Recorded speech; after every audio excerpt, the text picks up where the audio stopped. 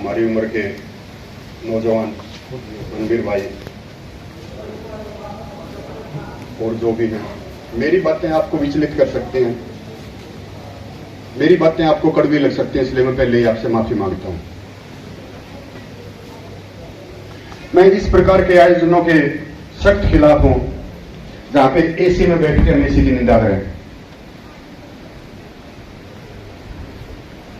अगर मुझे पहले पता होता कि लोकेश यहां पे आयोजन कर रहा है तो शायद मैं ना आता, क्योंकि मैं इसी से दूर हूं। मैं देसी घर में रहता हूं, मैं एसी घर में नहीं रहता। मैं इसको वहां बुलाता, आप लोगों की व्यवस्था करता, राबड़ी कहता और बहुत सारी चीजें करता, लेकिन चलो जो हो गया वो, पर होगा नहीं गाना मुझे तो कोई मारो इसका। हमें अपनी कथनी और करनी के अंदर जो अंतर है वो मिटाना होगा। हम बातें करते हैं बड़ी बड़ी, लेकिन व्यवहार में हम लगभग कुछ भी नहीं करते।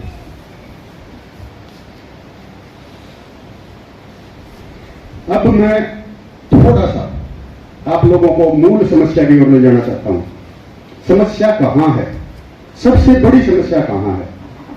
समस्या हर जगह है, लेकिन सबसे बड़ी कौन सी है? सबसे बड़ी जो समस्या है वो है हमारे घर, हमारे कंक्रीट के मकान, हमारे लाल ईंटों वाले घर। आप सभी का बचपन, जो यहां पे 50 से ऊपर के बैठे हैं, उनका बचपन मिट्टी के मकानों में बीता है या उन्होंने देखे हैं। लेकिन उसके बाद ऐसी आग लगी, ऐसी और लगी कि हमने सब कुछ बदल डाला।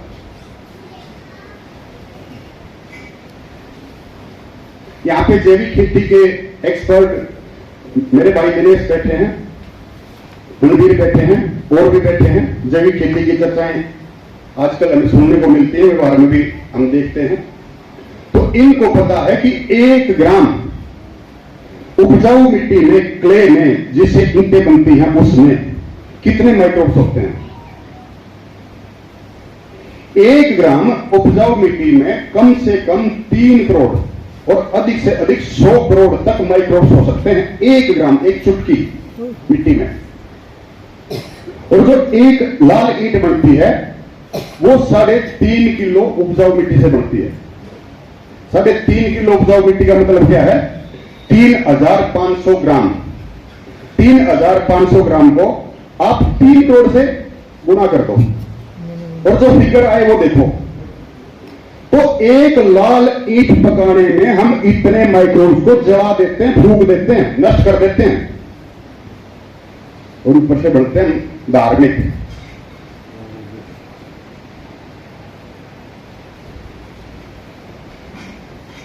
ये मिट्टी दोबारा मिट्टी में नहीं बनेगी।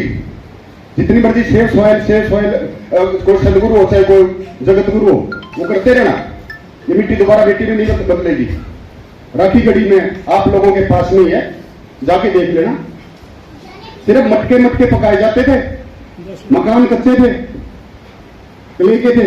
आज तक वो मिट्टी यूपी में पड़ी है, वहां पे राखी गढ़ी में। ये जो सभ्यता आज हमारे सामने फल फूल रही है, जिस दिन ये नष्ट होगी उसके बाद जो दोबारा मानव आएगा यहाँ पे, कहां बोएगा, कहां खाएगा, कहां पेड़ लगाएगा?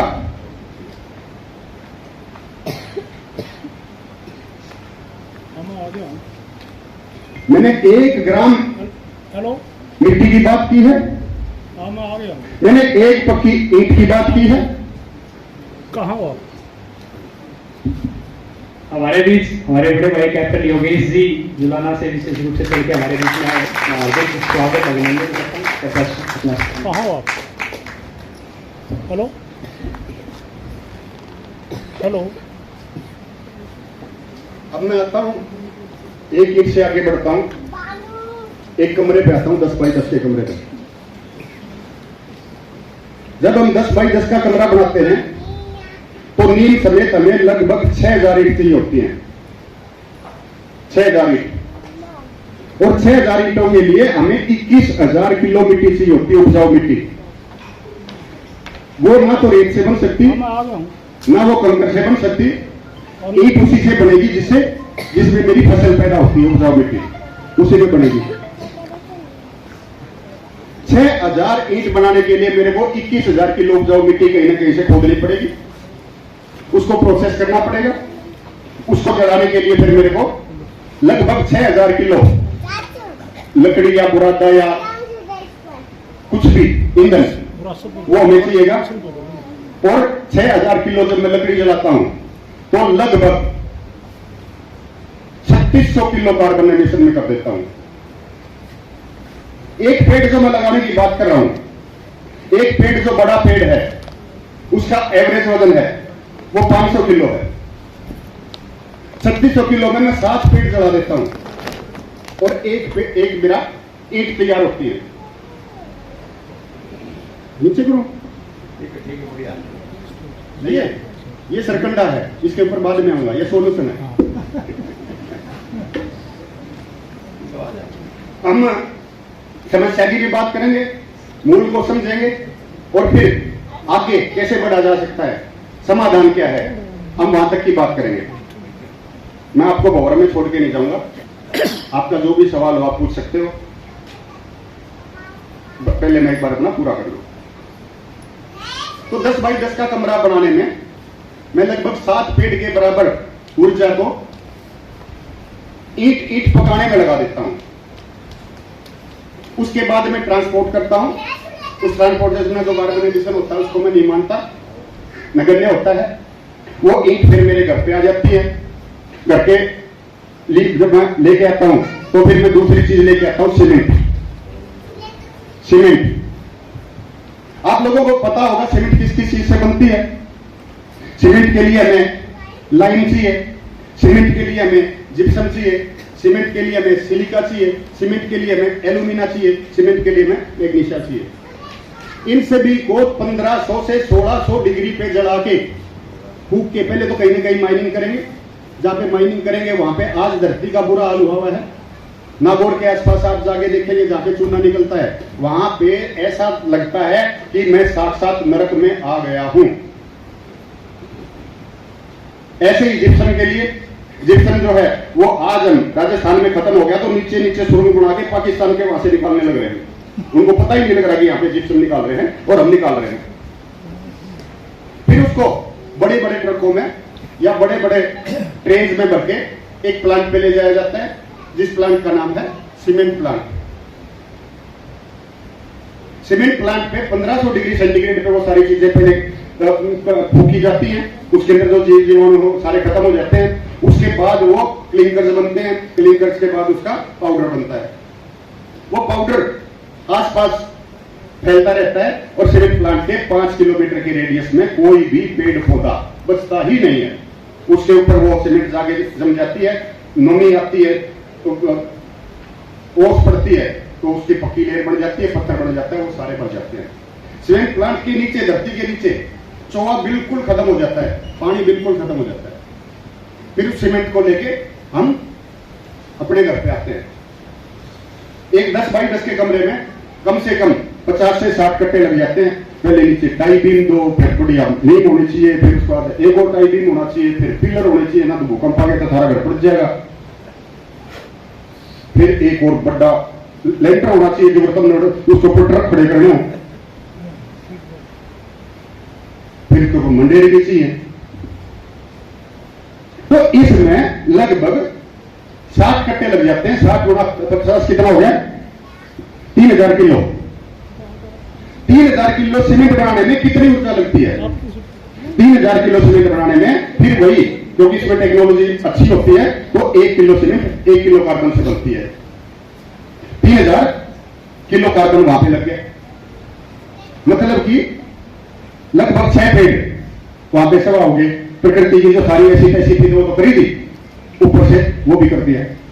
उसके बाद तीसरी चीज थी ये मुझे रेती, बजरी, रोड़ी, क्रैशर। रोड़ी, बजरी, क्रैशर के लिए मेरे क्या करना पड़ेगा? मेरे को डाडम का पहाड़ जो है वो खत्म करना पड़ेगा। मेरे को खानक का पहाड़ है वो खत्म करना पड़ेगा। वो पहाड़ अगर नहीं काटेंगे तो मेरा लेंटर कैसे चलेगा? ऐसा पत्थर चाहिए बिल्कुल नीला, बिल्कुल सख्त। और जो बिल्कुल नीला और बिल्कुल सख्त पत्थर है वो सबसे प्राचीनतम पहाड़ों से ही है। वो हिमालय में नहीं है, हिमालय नया पहाड़ है। वो मेरे गार्डन में है, मेरे खानक में है। ये जितना एनसीआर डेवलप हो रहा है ये सारा मेरी छाती के ऊपर से उठ के जा रहा है, मेरे गार्डन और मेरे खानक से जा रहा है। जहां पे जिन पेड़ पहाड़ की हम पूजा किया करते पहाड़ों की, बाबा मोंगीपा, बाबा मोंगीपा, बाबा मोंगीपा, वो बाबा मोंगीपा बिराना बेचारा की जाके छोड़ दिया और सारा पड़ खा लिया। कितना बड़ा, कितना भयानक ये काम हो रहा है, कोई चू नहीं करता। क्यों? क्योंकि सॉल्यूशन नहीं है।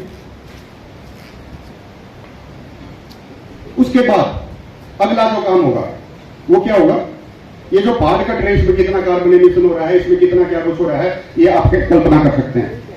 उसके बाद जब वो मेरा मकान बन जाएगा तो मकान ऐसा बनेगा, अब गर्मी में इस मौसम में 2 बजे के बाद उसमें तो बुखार निकलेंगे, उसमें मैं सांस नहीं ले सकता। यहां पे केमिस्ट्री के स्टूडेंट बैठे होंगे और बैठे होंगे, एक केमिस्ट्री का जो गैस लॉ है जो पहला हम बालकन में पढ़ा वहां, वो है PV = nRT। P प्रेशर है, V वॉल्यूम है, N नंबर ऑफ मोल है, R कांस्टेंट है, T टेम्परेचर है। देसी भाषा में बताऊं तो हवा ताती होगा फैल जाए, उसकी डेंसिटी बढ़ जाए। तो उन मकानों में, सीमेंट वाले मकानों में तापमान बढ़ जाता है, हवा बाहर निकल जाती है, ऑक्सीजन की कमी हो जाती है और जो आदमी इसमें रहेगा वो बीमार होगा। फिर हमने AC लाना, हमारी मजबूरी बढ़ जाएगी। AC लाना मजबूरी बढ़ जाएगी तो क्या होगा? एक AC 1 घंटे में 2 यूनिट बिजली फूकेगा। एक AC 1 घंटे में 2 यूनिट बिजली फूकेगा।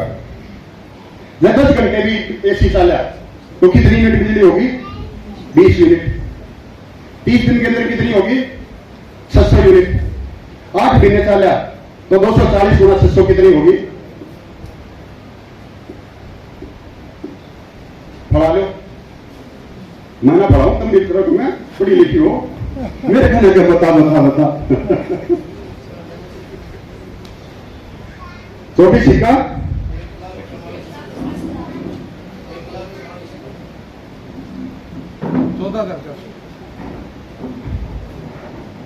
बताओ स्टूडेंट्स, कैलकुलेट कर लो, आजकल कैलकुलेटर भी मोबाइल में भी है। आप ही बता दो ना, हम बाकी 0 क्यों इंटरव्यू लो सबका? आप ही बता दो इंटरव्यू क्यों लो सबका? तो ना भाई, 18 तो पार्टिसिपेशन होना जरूरी है ना। 4800 यूनिट होगी, 18 की तो पार्टिसिपेशन होना जरूरी है। लगभग 5000 यूनिट होगी। 600 हो गया ना एक महीने में, 2 महीने में 1200 और 3 तो गुणा करते इसमें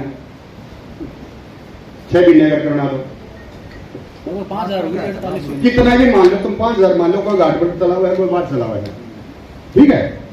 तो 1 साल के अंदर 5000 यूनिट बिजली की हम 6 महीने के अंदर जो AC चलता है, ऑन एन एवरेज 8 महीने चल रहा है, मैं 6 महीने में पकड़ के चालू हूं, तो 6 महीने के अंदर 5000 यूनिट बिजली मैंने फूक दी। और 1 यूनिट बिजली बनाने में फिर 1 किलो कार्बन लगता है।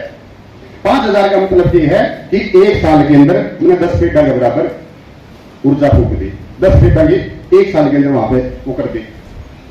फिर आगे होगा ज्यादा सर्दी। सर्दी के अंदर ये क्या करता है? गर्मी में तो ये करता है, ऊपर लोहा है, कंक्रीट है, ऊपर से ये तापमान को सोखता है और फिर नीचे छोड़ता है। सर्दी में ये अपोजिट भी करता है।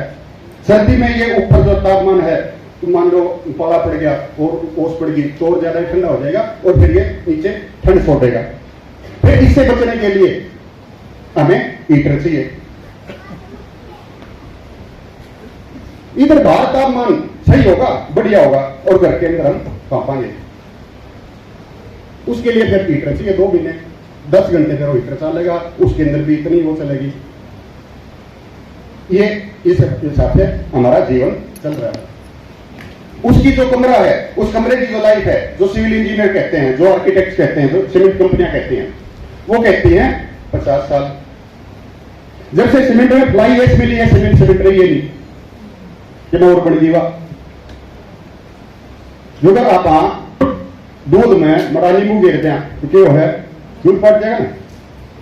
गेहूं में बड़ा बेसन मिला दें तो वैसी रोटी हो जाएगी ना।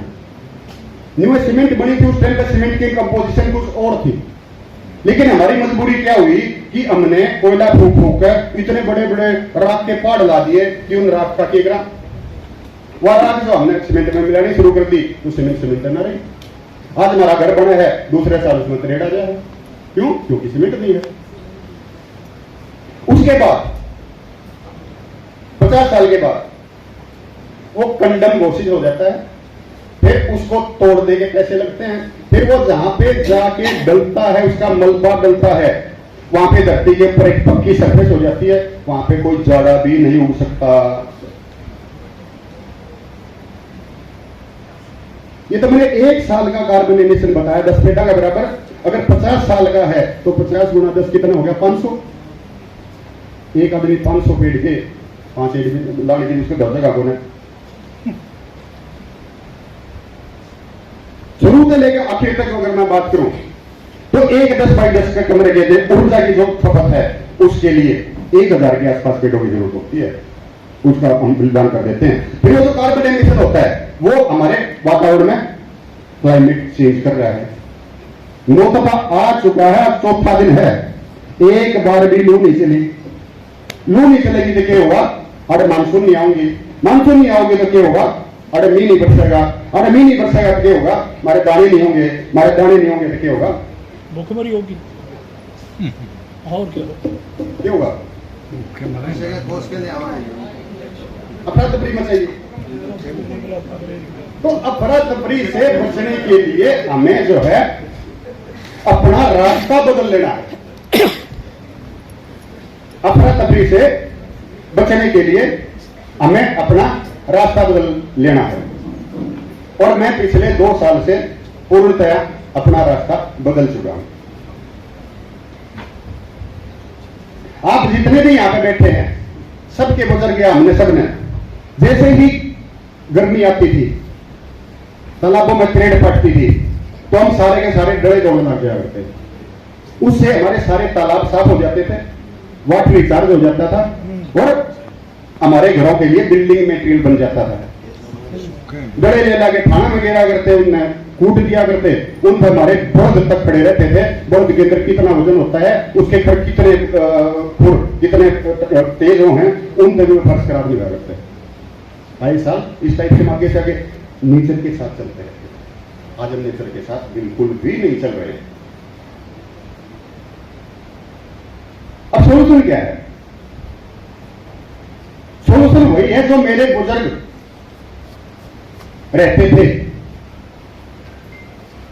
मेरे बुजुर्ग किसमें रहते थे? आप किसी भी ऋषि की, मुनि की, बाबा की, संत की, गुरु की जीवनी पढ़ के देख लेना, सबके अंदर एक कॉमन बात पाओगी कि एक संत थे, एक महात्मा थे, वह नदी किनारे, झरने किनारे, झील किनारे, घास फूस की कुटिया में रहते थे। किसमें रहते थे? घास फूस की कुटिया में। तब संतान भी बड़े हो गए।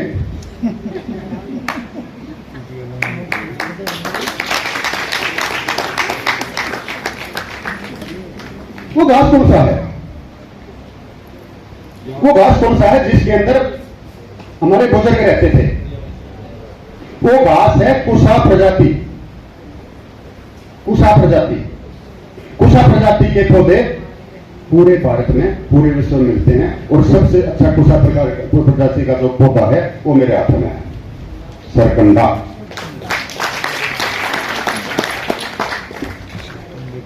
जन्म से मृत्यु तक जो हमारे काम आया वो ये पौधा है। आज भी मेरी गां ब्याह होगी, मेरी भैंस ब्याह होगी, पहले हमें दूध का डूंगा जिसके अंदर में कील होगी, वो भी सरकंडा चढ़ाया था, वो भी जोड़ में गिरा था है। कोई और जीव जो है ना, जोड़ जीव है, वो उसने पी ले, सरकंडा इसका बजा है। भाई न्यारे हुआ करते तो डोला जो है इससे तो बनाया जाया करता, क्योंकि टीके बहुत अगले आते, हवाई यो टीबा न्यून चला गया, हवाई यो टीबा न्यून चला गया। तो ये पौधा जो है ये कहीं भी नहीं हिलता था, हमारी डोर जो है वो इसी से बढ़ती थी। हमारी छान इसी से बनती थी, हमारा घर इसी से बनता था। ये धरती पे एक दिव्य पौधा है जिसको हम आज कलयुग के अंदर जला रहे हैं। आज मैं इसमें रह रहा हूं। पिछले साल 9 तपे के अंदर पूरा तपा था। तापमान जहां पे मैं रह रहा हूं वहां पे 50 क्रॉस कर गया था, 51 और 52 के बीच में था। मेरे सामने मैंने बाहर जामन लगा रखी थी। एक दिन जिस दिन 52 टेम्परेचर हुआ, मेरी आंखों के आगे वो जामुन जल गई। क्यों? क्योंकि इनके अंदर भी द्रव्य बहता है। जैसे हमारे शरीर में खून बहता है ना, ऐसे ही इनके अंदर भी द्रव्य बहता है। तापमान इतना ज्यादा हो गया, जो अगर अंडा ने अपा गिरा ना तवे पे और वो एकदम हो जाए, चेंज हो जाए उसकी नेचर। ऐसे ही पेड़ जो वो थी जामुन, उसके अंदर का द्रव्य है वो चेंज हो गया, केमिकली चेंज हो गया। मेरे देखते ही देखते मैंने पूरी कोशिश करी मैं जामुन के ऊपर बचाऊं, मैं बचा नहीं पाया। और इसी प्रकार से तापमान बढ़ता रहा, तो जितने मर्जी पेड़ लगा लियो, पेड़ा के अंदर का जो द्रव्य है वो उस तापमान को नहीं झेल पाएगा। तो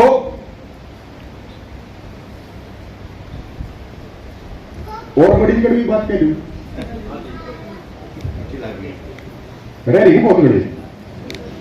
ये जो कार्बन एमिशन हो रहा है, आज हमारे पास इतने पेड़ पौधे नहीं है कि इस कार्बन डाइऑक्साइड को एब्जॉर्ब कर सकें। जब ये इंडस्ट्रियल रेवोल्यूशन शुरू हुई थी 1881 में, उस टाइम पे जो कार्बन डाइऑक्साइड की मात्रा थी वो 280 ppm थी, पार्ट पर मिलियन। यानी कि 1 मिलियन 10 लाख के अंदर सिर्फ 280 अणु जो है वो कार्बन डाइऑक्साइड के थे। आज वो बढ़ के ओवरऑल 435 हो चुके हैं। और शहरों के अंदर कोई भी शहर हो, चाहे बिहानी हो, चाहे रोहतक हो, चाहे दिल्ली हो, चाहे कलकत्ता हो, चाहे लंदन हो, चाहे न्यूयॉर्क हो, चाहे टोक्यो हो, चाहे मेलबर्न हो, किसी भी शहर के अंदर जो कार्बन डाइऑक्साइड की मात्रा है वो इस 435 से भी कहीं ज्यादा है। 435 तो बिल्कुल जो खुला वातावरण है, जो जंगल है, जिस आदमी की कोई एक्टिविटी नहीं है, वो वहां में बढ़ चुकी है। हमारे जो शहर हैं इसके अंदर ये 2100 से 2200 यानी कि 2 से 3% तक कार्बन डाइऑक्साइड है। जो सबसे प्रदूषित जगह है वो कौन सी जगह है? वो मेरा घर। इधर से मेरी रसोई है, रसोई के अंदर एलपीजी जल रही है। आप सभी ने एक बात सुनी होगी, अब एक वो गैस वाला गीजर लेकर आ था, गीजर ला लिया, बाड़े बंद करके नहावे था, तो क्या हो गया? वो घर के क्या बनाया? तब मरते को ना, क्योंकि एक तरफ खुला होगा, इधर भी दीवार है, इधर भी दीवार है, इधर भी दीवार है। यहाँ पे एलपीजी है, एलपीजी कार्बन डाइऑक्साइड ले ला रही है, कार्बन डाइऑक्साइड बनाने ला रही है। ना तो कार्बन डाइऑक्साइड दिखती, रंगहीन गंधहीन है, ना ऑक्सीजन दिखती, वह भी रंगहीन गंधहीन है। तो वो जो चेंबर है आपका रसोई वाला, वो एक हाई कार्बन डाइऑक्साइड का चेंबर है। और उड़ा रहेगा, तुम सांस लोगे तो थारे अंदर कार्बन डाइऑक्साइड जागे, कार्बन डाइऑक्साइड का भी आए मुर्गी, मेरा तो गोड्या में दर्द हो गया, आए मर गया, मेरा तो यो हो गया।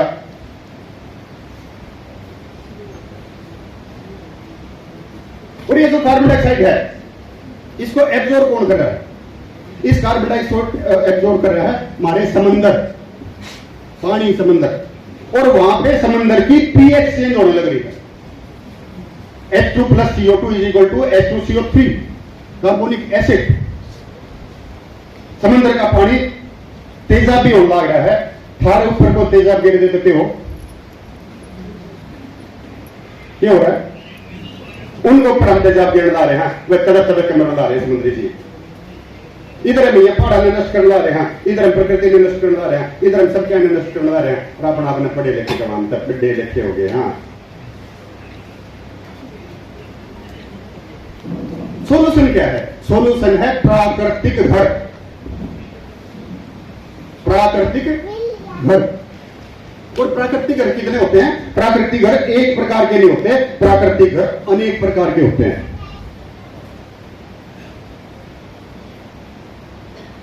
सबने इग्लू का नाम सुना होगा, सुना है? इग्लू, बच्चों इग्लू क्या होता है?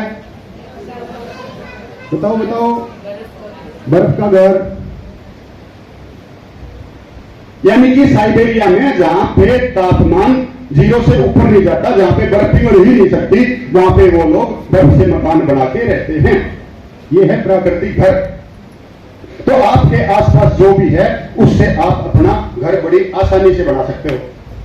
कोई भी जीव है, ये दो पैर वाला छोड़ गया, जिसको घर की आवश्यकता है वो सारे प्राकृतिक आवास बनाते हैं। हमारे घर के अंदर इतने जीव रहा करते, ऊपर से के नाम है दिन में चिकने पड़े जा करके, दिन में वह के नाम है चमगादड़ जो है वह पड़े जाया करते। बूढ़े का इसका अपना ला दिए सही चिपट गया ना तो तब से चिमटे करना पड़ेगा। उस बेचारी ने दिन में कभी दिखता सही नहीं, पता रखी चिपटे थे।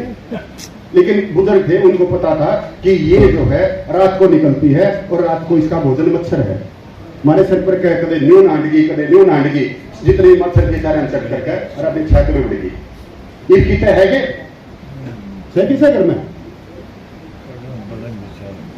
मच्छर हैं, करके है, फिर डॉक्टर की बोझ हो जाए। भाई मैं किसी के खिलाफ नहीं बोल रहा हूं।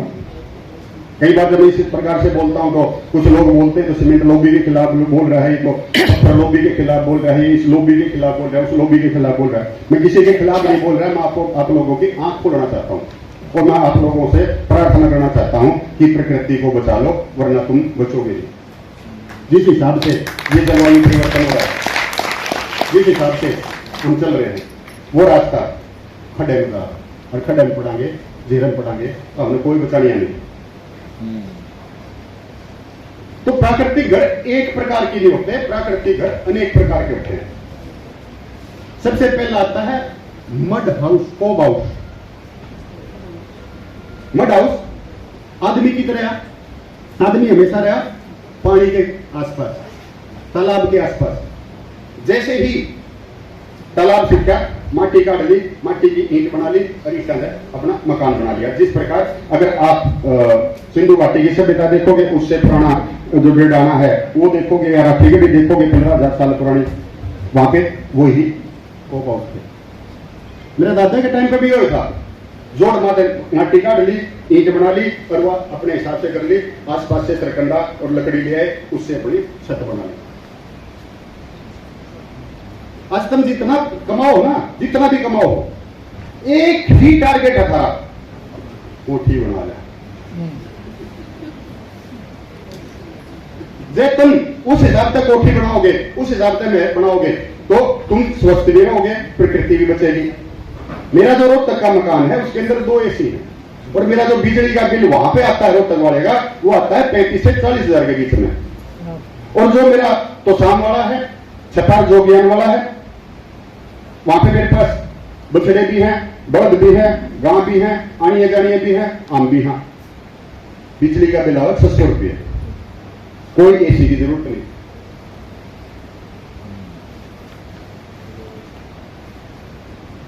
तो दूसरे प्रकार का जो है वो बोलते हैं कोब हाउस। कोब के पहले तो क्या था, डड़े ले लिए दोगे जोड़ माते हैं और वह डड़े एक दूसरे को प्रकार में छिड़का और वह छांग दिए, बनगी भी बाहर तक गोबर माटी से लीप दिया।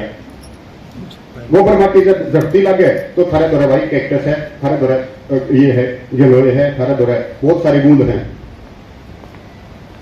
गौर पाठा है, बहुत सारे बूंद हैं। कोई भी बूंद मिला के उसकी विस्कोसिटी बढ़ा लो, उसकी चिपकण की क्षमता बढ़ा लो, उसको वाटर प्रूफ कर लो। ईब तो जोड़ में तक काट देंगे डले नहीं तो आप राई संधा ही कट जाएगी, तो छोड़े सारी पंचायत इकट्ठी हो जाएगी। छोड़े को ना जोड़े को नहीं खुदे जोड़ में तो पानी कौन सूखण दे। अब यूं देखो ना त्राण के लग रहा है, जोड़ की जो परत है वो होगी सख्त, नीचे तो पानी जाता नहीं, वह सख्त जब टूटे जब वहां डले लगड़ेंगे, वो काटन तो कौन दे डले। तो वही तो सारा सिस्टम है, तो हो रहा है गड़बड़। आजकल सरपंच इसे बने उन्हें बेराई कौन जोड़ के बारे में तुमने बना जोड़ का लो, करना मैंने सीएम बना लो हरियाणा वाले हर देश के सरपंच नहीं बन सकते आप है। ये बात तो मैं कई देर तक सुन के जोड़ का कोई लो लगने नहीं के 5 साल के अंदर ना बदल दो पहले और झूठा मानो फिर तो आपका जोड़ मत ईंट पुचा दो, कच्ची मकान बना लेंगे हम। आपका जोड़ मत की बात करिए, आपके जोड़ की मट्टी हम ले आवांगे, कितनी है वही है, सारी खरीद लेंगे। हमारा ट्रम्प साहब बोल रहे हैं कि there is no need to work on the climate action, बस आते जो जोड़ की भाई सबसे ज्यादा जो प्रकृति को नष्ट कर रहा है वो ट्रम्प ही तो कर रहा है। वही तो कर रहे हैं, बिल्कुल आपके गुड़गांव के अंदर जो सबसे महंगी प्रॉपर्टी है वो ट्रम्प टावर ही तो है। बिल्कुल सही कह रहे हैं। तुम तो उस खातर नौकर बनो, थारा खातर घर बनाओ, हमारा खाती है ट्रम्प। तो अपना बदलो रास्ता, आओ प्राकृतिक मैदान में, कमाओ पीछे। ये एक पत्रकार भाई पूछा था, अब ये बाल फेड का टाइम जाके मैं इनकी स्कूलिंग बदल दो। इनको ये बताओ, जो ये आईआईटी है या ये टीआईटी है, मैं टीआईटी में खड़ा ना, टेक्सटाइल इंजीनियरिंग कॉलेज में, यहाँ पे रिसर्च हो कि ये जो पौधा है इससे मूंज बना करती है, हमारे बूढ़े बना करते हैं। अब मूंज को आगे परिवर्तित करके ऐसा कैसे बनाया जाए जिससे कपड़ा बने, ये इनका काम है, ताकि मेरे किसान को डायरेक्ट फायदा हो। सर करनाला तो बड़ा कौन दी वो जान नहीं। हाँ? पूरे गांव में एक ये भी खेत में जूट पंजा फैक्ट्री थी कोई कलकत्ता में, वो रेसा ही तो बना के इनका रेसा हुआ, इनका रसा वही तो चेंज हो गया। हाँ वही तो है, वो रेस जूट का मतलब हम ही रिसर्च यही कर ही है। नहीं रहे अपनी चीजों पे। हम बात जो जितना ज्यादा पढ़ लिख जाता है वो उतना ही ज्यादा भारत और भारतीयता के खिलाफ हो जाता है। बल्कि शुरू में ABCD से गाना लग गया है, उससे फिर अपनी बोली तो भूल जाओ। ये बेटी थी मेरी और खड़ी खड़ी जो मैं लंदन गए उसको हाल में बैठा हूँ, क्या छोरी अंग्रेजी बोलने लगी। इसका कोट को ना, बूंदे छोड़ के जी सारा इसका कोट को ना कोट मारा है, बेटा अपने अंकल को ABCD सुना दे।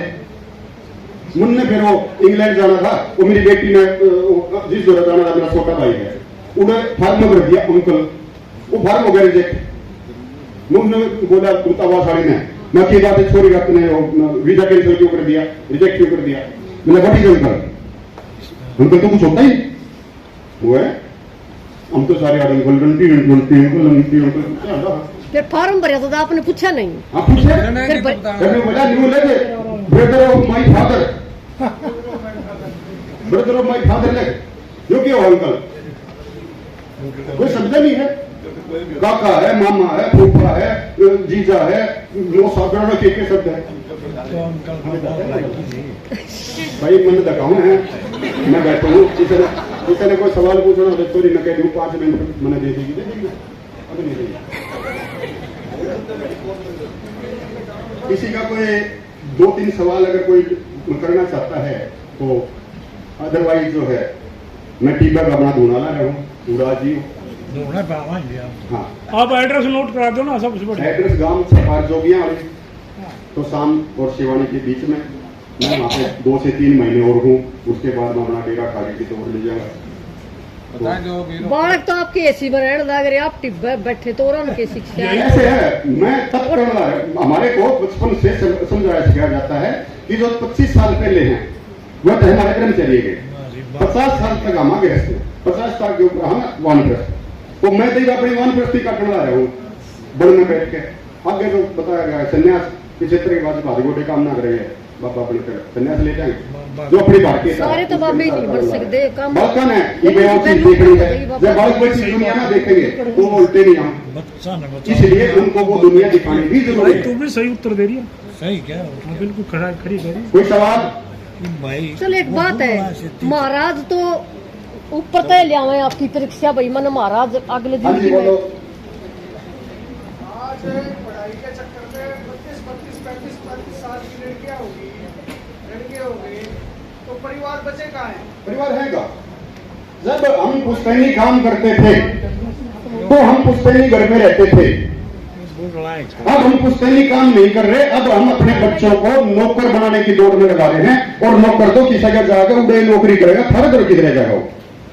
तो अपने बच्चों को पुश्तैनी काम सिखाओ, तब वो तुम्हारे पास रहेंगे।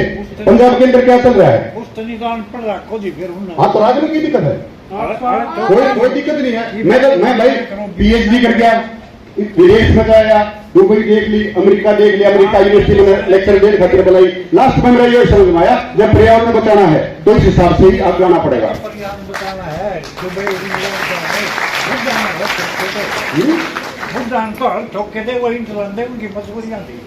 ऐसा कोई मजबूरी नहीं होती, मजबूरी थारी फेरा होगी, मजबूरी थारी फेरा